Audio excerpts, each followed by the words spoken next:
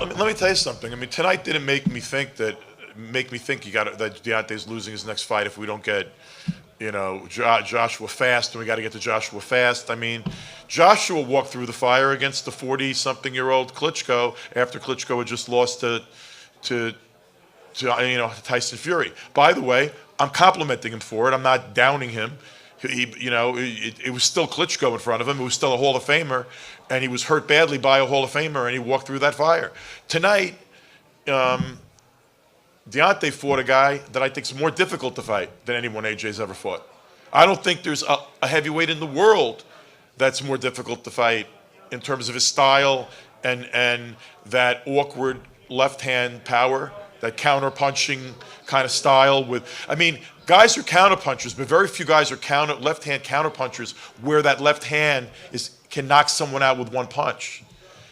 I mean, tonight, Deontay, took a barrage. He didn't have his best night as a boxer. I think he had maybe his best night as a fighter, I think he showed tonight what kind of champion is.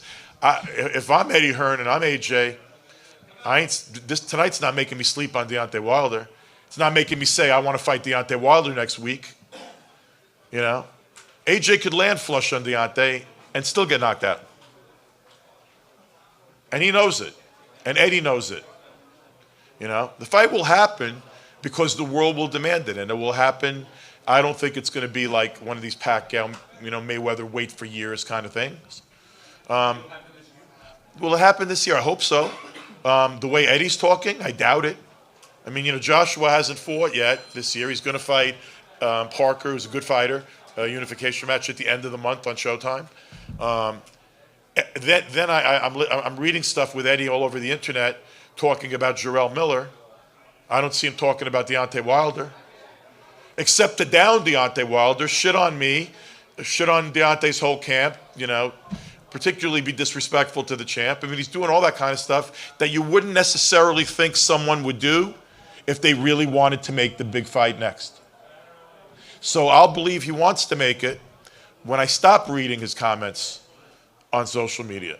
And I'll believe that he wants to make it. And I think you'll all know that the fight's really in the works when you're not seeing posturing on Twitter and Facebook and all that kind of crap.